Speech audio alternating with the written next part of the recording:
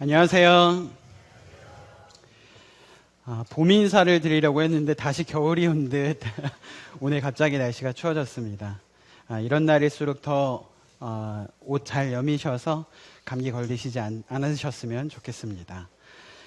봄비가 내렸던 2025년 4월 13일 오늘 주일 말씀을 맡은 차정윤 형제입니다. 저는 오늘 그리스도의 은혜 그리고 그리스도의 영광이라는 주제로 성도님들과 함께 말씀을 상고해 보도록 하겠습니다. 말씀 본문은 고린도 후서 8장입니다. 신약 294페이지입니다. 성경을 펴시고 함께 보면서 오늘 말씀 나누도록 하겠습니다. 고린도 후서 8장 제가 1절 읽어드리도록 하겠습니다. 형제들아, 하나님께서 마게도냐 교회들에게 주신 은혜를 우리가 너희에게 알리노니. 이 마게도냐에 있는 그 교회들은 빌립보 교회, 데살로니가 교회, 베레아 교회 등이 있었습니다. 이 교회들은 바울 형제님의 마음을 감동케 했습니다. 하나님께서 이 마게도냐 교회에게 주신 그 은혜를 바울 형제님은 고린도 교회에게 알려주고 싶은 그 마음이 가득했습니다. 도대체 그 마게도냐 교회에서는 어떠한 하나님의 은혜가 있었을까요? 2절을 성도님들께서 함께 읽어주시겠습니다. 시작. 환난의 많은 시련 가운데서 저희 넘치는 기쁨과 극한 가난이 저희로 풍성한 연보를 넘치도록 하게 하였느니라. 네, 성도님들이 2절을 자세히 보시면 좀 말이 안 되는 문장입니다. 환난의 많은 시련이 그들에게 무엇을 가져왔냐면 넘치는 기쁨을 가져왔습니다.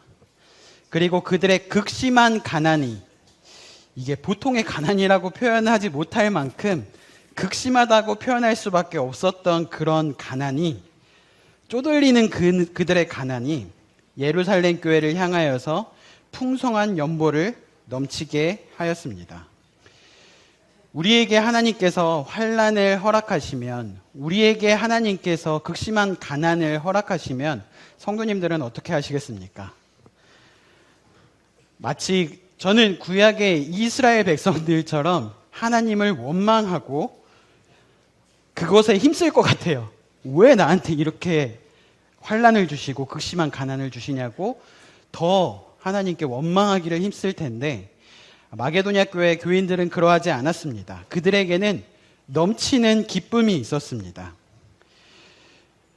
우리가 그 극심한 환난, 또 극심한 가난이 우리에게 몰려올 때 우리는 아마 이것을 참으려고 한다 하더라도 허리띠를 졸라매고 고생할 것입니다. 그러나 그들은 그럼에도 불구하고 넉넉한 마음으로 연보를 넘치게 드렸습니다. 마게도냐 교회에서 바울 형제님이 또 어떠한 고난을 받았는지는 고린도 후서의 앞장에서 보시면 알 것입니다. 마게도냐 교인들도 그들도 생활하기에 여유롭지 못한 환경이었고, 그들 또한 복음을 위하여 고난받는 삶을 살고, 그들 또한 이 땅 가운데에서 넉넉하게 살지 못하는, 그들의 표현이 극심한 가난이라고 표현할 수밖에 없는 그러한 상황 가운데에서도 그들은 동병상련의 마음으로 우리도 그렇게 힘든데 예루살렘에 있는 그 교회들은, 그 유대인들이 그들을 더 얼마나 핍박할까, 또 흉년으로 인해서 그들은 얼마나 힘들까 하는 그들의 마음 가운데 그 예루살렘 교회를 향한 한몸 공동체 의식은 그들로 하여금 자원케 했습니다.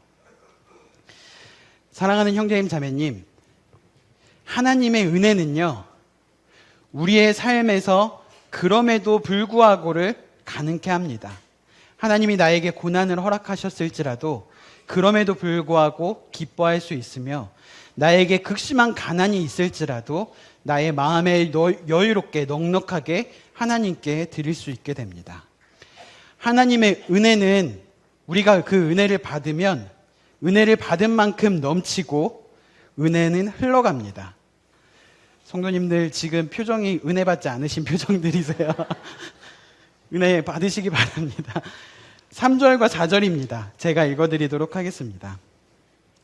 내가 증언하노니 그들이 힘대로 할 뿐 아니라 힘에 지나도록 자원하여 이 은혜와 성도 섬기는 일에 참여함에 대하여 우리에게 간절히 구하니. 3절에 보시면 힘대로, 할 수 있는 대로, 그들의 재정적으로 힘이 닿는 대로, 아니 힘에 지나도록, 넘치도록 자원하였습니다. 시킨 것이 아닙니다. 자원하였습니다. 도움을 받아야 했던 그들이 오히려 자원하여서 드렸습니다. 사랑하는 형제님 자매님, 헌금이란 무엇입니까? 헌금은 하나님께서 주신 은혜에 대한 감사로 하나님께 자원하여서 드리는 것입니다. 4절에 보시면 이 4절에 보시면 마게도냐 교회 성도들은 이렇게 말했던 것 같아요. 나도 예루살렘 교회를 돕는 일에 참여할래요. 어떻게 하면 될까요? 말씀해 주세요라고 간절히 구했습니다. 사도 바울 형제님은 이 연보, 이 헌금에 대한 문제를 은혜의 관점에서 접근합니다. 5절을 성도님들께서 읽어주시겠습니다. 큰 목소리로, 하나의 목소리로 합쳐서 읽어주시기를 바랍니다. 5절 시작. 우리의 바라던 것뿐 아니라 그들이 저희가 먼저 자신을 주께 드리고 또 하나님의 뜻을 따라 우리에게 주었도다. 네, 감사합니다. 그들은 바울 형제님의 일행이 바라던 그 이상으로 헌신하고 헌금했습니다. 여기서 중요한 표현이 나옵니다. 그들은 먼저 자신을 주께 드렸습니다. 그들을 위해 자기를 내어주신 주님께, 그들을 위해 자기 목숨을 내어주신 주님께 자기를 먼저 드렸습니다. 사람이 자기 친구를 위하여 목숨을 버리면 이보다 더 큰 사랑이 없다고 했는데, 이 세상에서 이보다 더 큰 사랑이 없는 사랑으로 사랑하신 그분께 자신을 먼저 드렸습니다. 그리고 하나님의 뜻을 따라 우리에게 주었다, 헌금을 하였다라고 바울은 기록합니다. 사랑하는 성도님들, 하나님은 헌신을 바라실까요? 헌금을 바라실까요? 둘 다 바라실까요? 하나님이 정말로 원하시는 것은 무엇일까요? 먼저 자기를 주께 드리기를 원하십니다. 헌신을 원하십니다. 자기가 번 돈을 하나님께 내어놓는 것은 쉬운 일이 아닙니다. 왜죠? 우리가 이 돈을 어떻게 벌죠? 얼마나 수고하면서 버세요. 얼마나 직장에서 온갖 욕을 먹으면서 참으면서 이 돈을 버십니까? 이 돈에는요, 나의 땀과 수고와 아픔을 겪음으로 얻은 열매가 우리의 그 재정이잖아요. 그렇기 때문에 내가 어떻게 보면 한 달 동안 번 그 돈에는 나의 헌신이 들어가 있습니다. 그런 상황 속에서 풍성하게 연보를 한다는 것은, 헌금을 한다는 것은 자신을 내어놓는 것과 같습니다. 그렇기에 주님께 드리는 것은 먼저 자신을 드리지 않으면 가능할 수 없는 것입니다. 그리고 주님께서는 먼저 자신을 드리지 않는 자의 연보, 헌금을 기뻐하지 않으십니다. 참된 헌신이 있고, 그리고 그 다음에 방금 읽었던 말씀처럼 하나님의 뜻을 따라 드리는 헌금이라야 그것이 가치가 있습니다. 헌금이란 무엇입니까? 헌금, 두 번째, 자신을 주님께 드린 것에 대한 표시로 드리는 것입니다. 미국의 어느 작은 교회에서 일어난 일입니다. 예배 도중에, 저희는 그렇게 하진 않지만 그 교회는 앞에다가 헌금통을 놨나 봐요. 예배 도중에 헌금 시간이 되었고, 교인들은 각자 준비한 헌금을 봉투에 담아서 그 헌금함에 담았습니다. 그때 한 소년이 앞으로 걸어 나와서 헌금 바구니 앞에 섰습니다. 그는 아무것도 손에 들고 있지 않았어요. 그러더니 그 소년이 조용하게 이렇게 신발을 벗고 헌금 바구니 안으로 한 발, 두 발 들어가더니 그 안에 앉아버렸습니다. 깜짝 놀란 집사님이 찾아와서 아니 왜 그렇게 하는 거야? 라고 묻자 소년은 수줍게 웃으면서 이렇게 말했습니다. 저는 드릴 돈이 없어요. 하지만 예수님께서 나를 위해서 모든 것을 주셨다라고 배웠어요. 그래서 저도 제 모든 것을 드리고 싶었어요. 라고 했습니다. 그날 그 교회는 감동으로 물들었습니다. 헌금은 단순히 돈이 아니라 하나님께 드리는 사랑과 헌신임을 그 작은 소년이 보여주었던 것입니다. 6절입니다. 제가 읽겠습니다. 그러므로 우리가 디도를 권하여 그가 이미 너희 가운데에서 시작하였은즉 이 은혜를 그대로 성취하게 하라 하였노라. 이 마게도냐 성도들의 신뢰를 통해서 매우 마음이 고무된 바울은 이제 고린도 교회 성도들에게 그 마게도냐 교회의 모습을 본받아서 그들 가운데 고린도 교회 가운데 시작했던 이 은혜의 일, 이 헌금의 일을 성취하라고 촉구합니다. 너희 가운데 시작한 은혜를 성공적으로 끝내라고 권면합니다. 송도교회의 건축이 시작이 되었습니다. 뒤에 신축이 진행되고 있는 거 다 아시죠? 그리고 이제 본당 증축도 6월이나 7월쯤이면 이제 진행이 아마 확정까지는 아니지만 아마 그쯤부터는 공사가 시작이 될 것 같습니다. 그러나 우리의 모금된 헌금은 건축하기에는 부족합니다. 헌금에 참여하는 것이 하나님의 은혜입니다. 7절 오직 너희는 믿음과 말과 지식과 모든 간절함과 우리를 사랑하는 이 모든 일에 풍성한 것 같이 이 은혜도 풍성하게 할지니라. 방금 읽은 이 말씀은 고린도 교회 성도들에게 하신 말씀이지만 저는 저희 송도교회에게도 하는 말씀 같았어요. 우리는 모든 일에 뛰어납니다. 믿음도 뛰어나시고 말씀도, 말솜씨도, 지식도, 열정에도, 사랑하는 일에 있어서도 우리 인천 송도교회는 너무나 어느 곳에 가서 자랑할 만큼 우리는 풍성합니다. 그러한 것 같이 이 은혜도 풍성하게 해야 합니다. 8절 내가 명령으로 하는 말이 아니요 오직 다른 이들의 간절함을 가지고 너희의 사랑의 진실함을 증명하고자 함이로라. 물론 이 일을 명령으로 이끌어낼 수 있는 것은 아닙니다. 헌신, 헌금은 명령으로 이끌어낼 수 없습니다. 어떻게 해야 되는지, 왜 해야 되는지 방향만 제시할 뿐이죠. 명령으로 할 수 없는 일이기에 이 은혜에 참여하는 일은 자율적으로 자원해서 해야 하는 것입니다. 8절 뒷부분에 보시면 너희가 자율적으로 자원하여서 헌신함으로 너희의 사랑을 증명하십시오라고 바울 형제님은 권합니다. 헌금이란 무엇입니까? 세 번째, 우리의 사랑의 진실성을 증명하는 것입니다. 함께 9절을 읽어주실래요?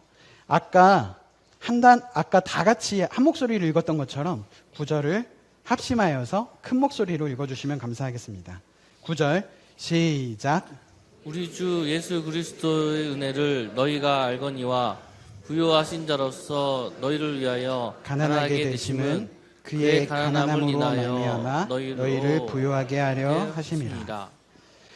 사랑하는 성도님들, 방금 읽었던 그 말씀에 성경은 우리에게 주신 주 예수 그리스도의 은혜를 너희가 알거니와라고 말했습니다. 우리가 받은 은혜가 무엇인가요? 우리를 부요하게 하기 위해서 그분께서 가진 모든 것을 우리에게 주셨습니다. 온 우주의 왕이신 분께서, 온 우주의 주인 되신 주님께서, 하나님의 본체이신 분께서 하늘의 영광을 버리시고 낮고 천한 인간의 몸을 입고 오셨습니다. 그 세상에 오셔서 머리 둘 곳처럼 머리 둘 곳조차 없을 만큼 이 땅에서 희생적인 삶을 사셨습니다. 온 우주에, 온 세상에 그 모든 부요는 그분의 것입니다. 온 세상의 모든 부요보다 더 부요하신 분이 우리 주 하나님, 아버지 하나님이신데 그 모든 부요를 사용하지 않으시고, 여기 동그라미 한번 쳐주실래요? 우리를 위하여라고 말하고 있습니다.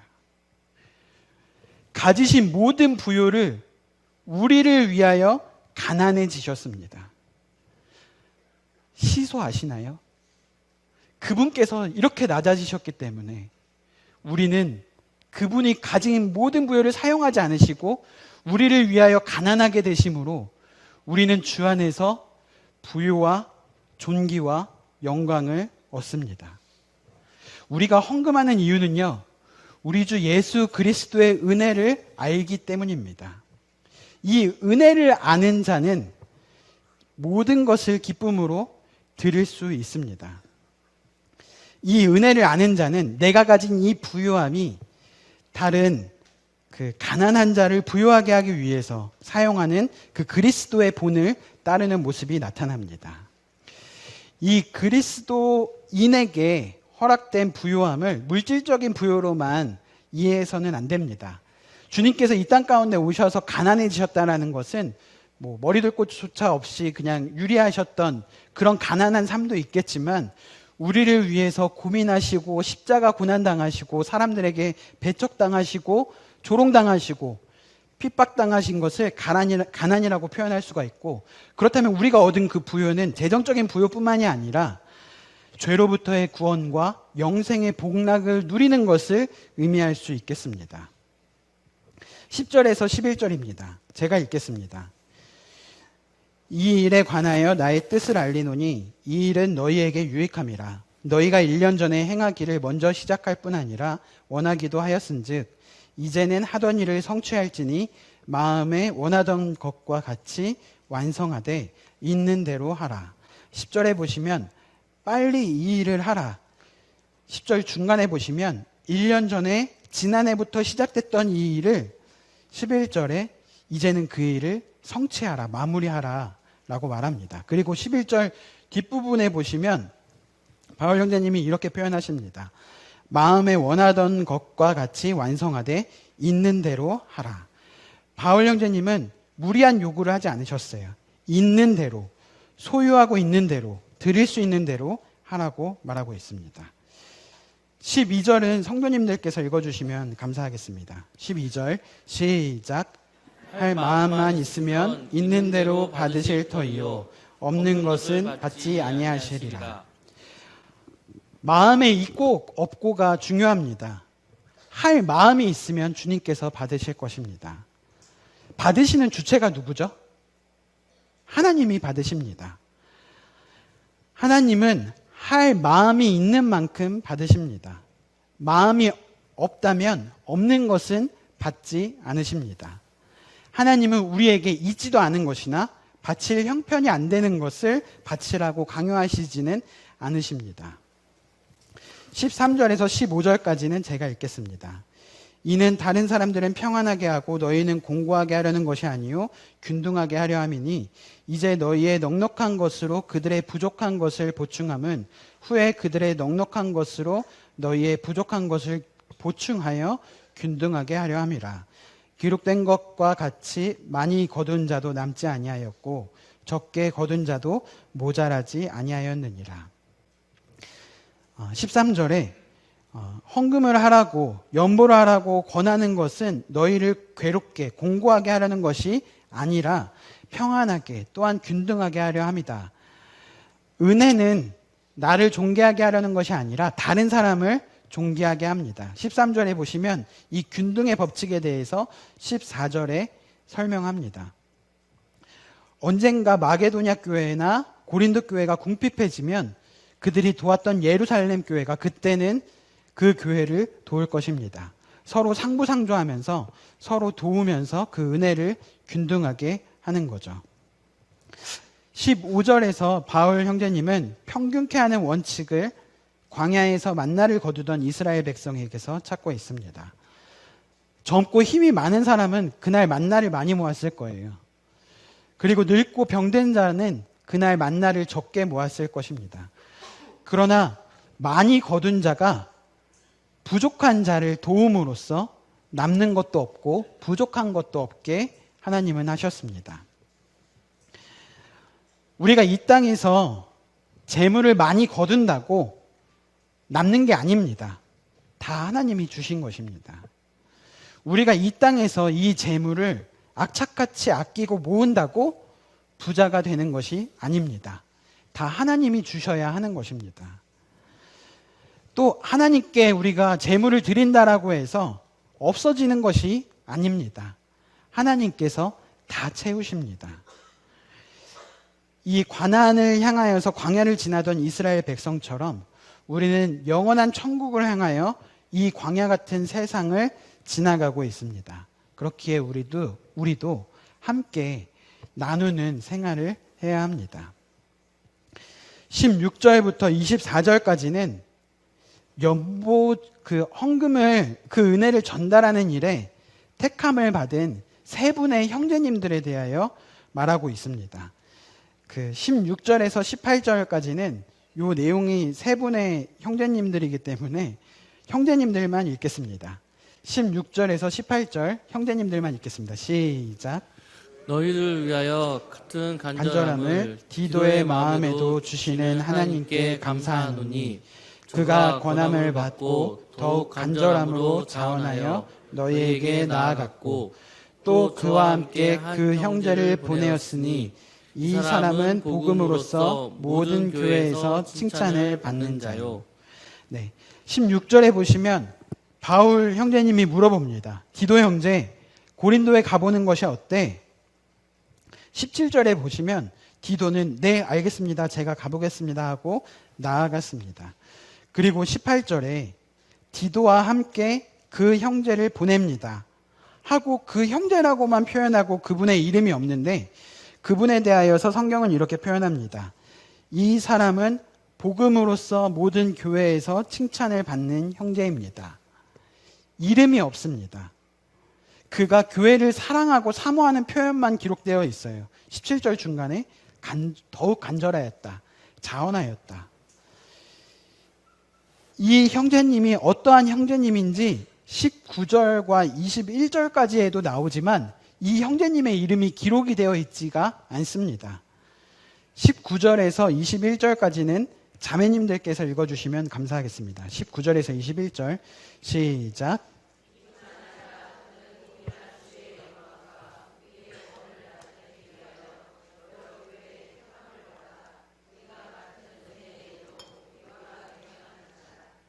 이것을 조심하면 우리가 맡은 연보에 대하여 아무도 우리를 비방하지 못하게 하려 함이니 이는 우리가 주 앞에서 뿐만 아니라 사람 앞에서도 선한 일에 조심하려 함이라.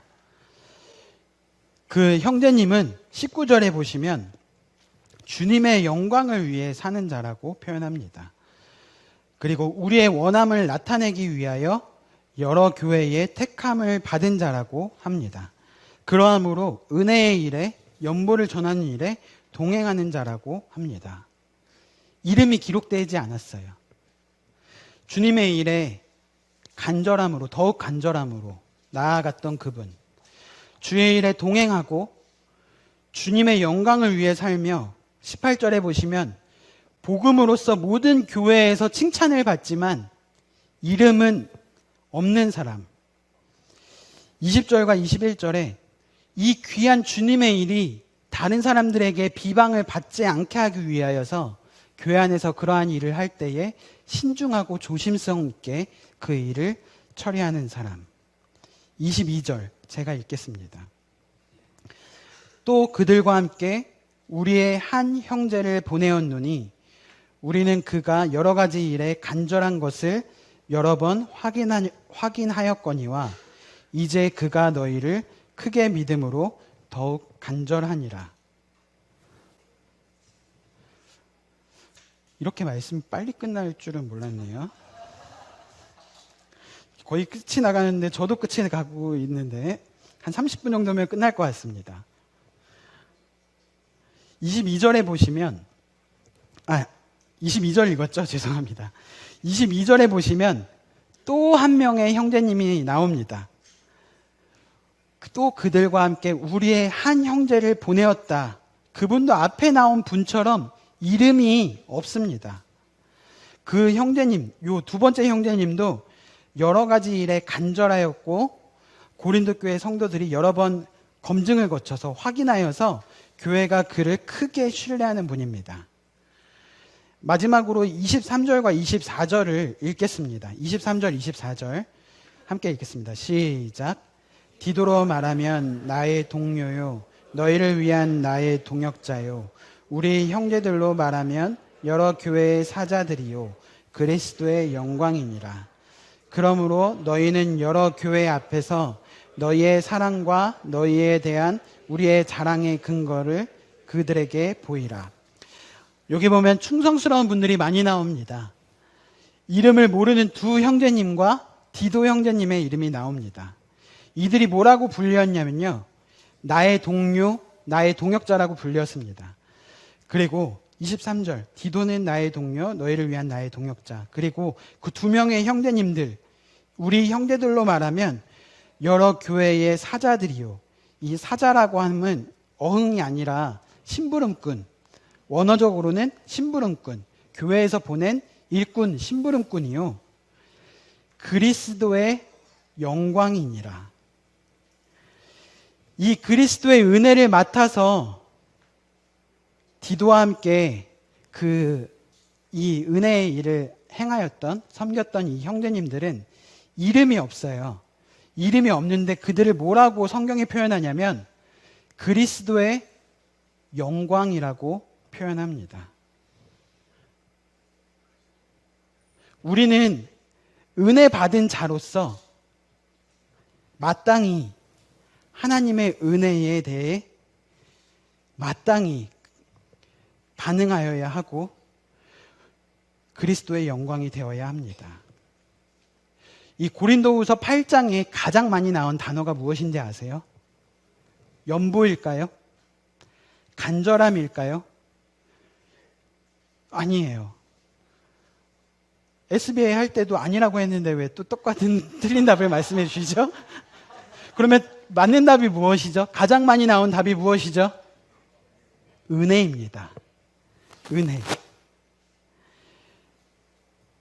우리는 하나님께 이러한 고백을 합니다. 모든 것이 은혜, 은혜, 은혜. 한없는 은혜. 무엇이 은혜입니까? 내게 주신 모든 것이 은혜라고 우리는 고백합니다. 사랑하는 형제님 자매님, 우리가 은혜를 받으면요, 그 은혜는 받은 만큼 넘치고 받은 만큼 흘러가 있게 되어 있습니다. 성도님들 제주도 가보셨죠? 제주도 가면 꼭 가는 그 폭포, 그 폭포를 이렇게 산을 이렇게 지나가다가 그 폭포 주변으로 가면 아, 이제 폭포 근처에 왔구나라고 느껴지시죠? 왜죠? 그 폭포에 가까이 가면 갈수록 우리의 옷이 젖을 만큼 그 물보라가 느껴지기 때문입니다. 그렇지 않으세요? 우리가 그 은혜의 폭포 아래 들어간다라고 생각해 보세요. 그릇을 갖고 그 은혜의 폭포 아래 들어간다라고 생각해 보세요. 우리가 은혜를 받으면 더 가까이 그분께 나아가서 그분의 은혜를 풍성하게 받으면 그 은혜는 차고 넘치고 흘러가게 될 것입니다. 우리는 은혜 받을수록 받은 만큼 넘치고 그 은혜는 흘러갑니다. 고린도후서 8장 9절은 우리에게 이렇게 말합니다. 너희가 우리 주 예수 그리스도의 은혜를 너희가 알거니와, 우리가 안다라고 말했습니다. 우리가 받은 은혜는 무엇인가요? 아무 조건 없이 죄인으로서 심판받아 마땅한 우리가 용서받을 조건조차, 그 어떤 조건조차 갖추지 못한 우리가 하나님의 그 은혜로 말미암아, 하나님의 관대하심으로 말미암아 우리는 용서를 받았습니다. 이 은혜를 아는 사람은 2절에 말한 것처럼 환난과 많은 시련이 그에게서 기쁨을 빼앗아갈 수가 없습니다. 극심한 가난이 그들이 하나님께 드려지고자 하는 그 마음을 빼앗아갈 수가 없습니다. 은혜를 받은 사람은 주님께 드리게 되어 있습니다. 마음이 주님께 드려진 자는 주님께 헌신하게 되어 있습니다. 헌신. 먼저 자기를 주께 드립니다. 헌신한다는 것이죠. 우리가 헌신하고 또 하나님의 뜻에 따라 우리가 주님께 우리의 그 헌신된 그 헌금을 주님께 드릴 때에 하나님께서는 영광 받으시고 또 우리는 그리스도의 영광이 됩니다. 이스라엘에는 사해라는 바다가 있는 것이 바다가 아닌데 너무 크니까 그렇게 바다라고 불리죠. 그 사해라는 바다가 왜 이름이 사해인지 아세요? 왜 거기가 죽은 바다가 되었다라고 해서 사해라고 표현이 되는지 아세요? 물이 들어오기만 하고 그 소금기가 쌓이기만 하고 그것을 흘려보내지 않았을 때 그 소금기가 쌓이고 쌓여서 죽은 바다 사해가 되었습니다. 우리가 은혜를 받고 거기서 끝이 나면 우리는 사해처럼 죽은 바다가 됩니다. 헌신하시기 바랍니다. 먼저 자신을 주님께 드리시기를 바랍니다. 헌금에 대한 말씀일까요? 헌신에 대한 말씀일까요? 저는 이 본문이 말하는 게 우리에게 먼저 헌신하라. 여기 뒷장에 나온 그 두 명의 형제님들처럼 이름 없이 헌신하라. 오늘날 많은 교회들이 최근에 며칠 전에 회사에서 이런 얘기를 저한테 하더라고요. 요즘은 어느 교회를 가면 헌금을 카드로 한대요. 카드 우리가 치킨 이렇게 오게 되면 그거 이렇게 삑 해갖고 하는 그거 있잖아요. 삑삑삑삑. 그게 설치가 되어 있어서 이렇게 딱 꽂고 이렇게 긁고 삑삑삑삑 얼마 이렇게 헌금한대요. 그분들이 그걸 얘기할 때 정말 교회가 돈에 미친 것 같아. 막 이런 표현도 하시더라고요. 근데 우리 교회가 그렇게 합니까? 우리 교회는 그렇게 하지 않습니다. 무기명으로 합니다. 누가 했는지 모르게 합니다. 얼마나 아름답나요? 이 형제님들의 모습과 같지 않으신가요? 헌신하고 주님만 하시기에 다른 사람에게 얻는 영광이 없기 때문에 그것이야말로 그리스도의 영광이 되어지는 그 일을 하고 있습니다. 로마서 12장 1절입니다. 찾지 않으셔도 됩니다. 모두가 아시는 말씀이기에. 그러므로 지난주에 박종렬 형제님도 이 말씀을 마지막에 해주셔서 이번 주에 이 말씀을 전하는 담대함을 얻었어요. 그러므로 형제들아 내가 하나님의 모든 자비하심으로 너희를 권하노니 너희 몸을 하나님께서 기뻐하시는 거룩한 산 제물로 드리라. 이는 너희가 드릴 영적 예배니라. 다시 읽어드리도록 하겠습니다. 그러므로 너희가 그 은혜를 받은 자이므로 그러므로 형제들아 사랑하는 형제님 자매님 내가 하나님의 모든 자비하심으로 여러분께 권합니다. 너희 몸을 하나님이 기뻐하시는 거룩한 산 제물로 드리라. 너희 몸을 드리라. 이는 너희가 드릴 영적 예배니라.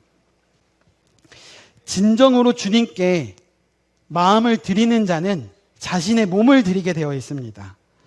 자기 자신을 주님께 드려서 헌신하는 것이기 때문에 진정으로 나를 주님께 내어드리는 자는 자기 부인이 됩니다. 자기 영광을 드러내지 않게 됩니다.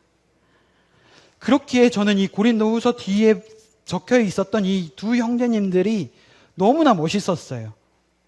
그 이름을 드러내지 않고 사역하고 섬겼는데 성경이 그분들의 이름을 이렇게 기록합니다. 그리스도의 영광. 무기명으로 헌신하셨어요. 무기명으로 주의 일을 하신 이 두 형제님의 이름을 그리스도의 영광이라고 성경은 기록하였습니다.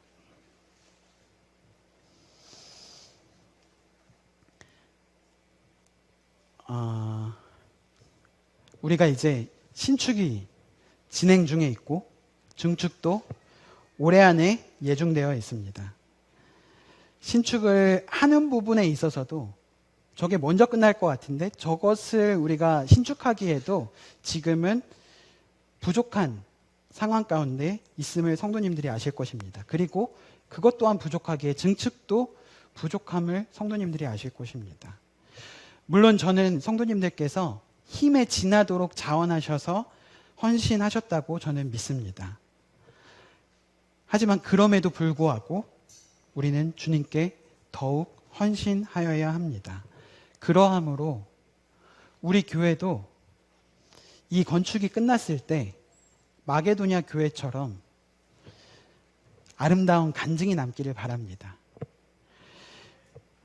인천 송도교회가 그리스도의 은혜에 의하여 그리스도의 영광을 나타내었다라고 아름다운 간증이 나타나게 되기를 바랍니다.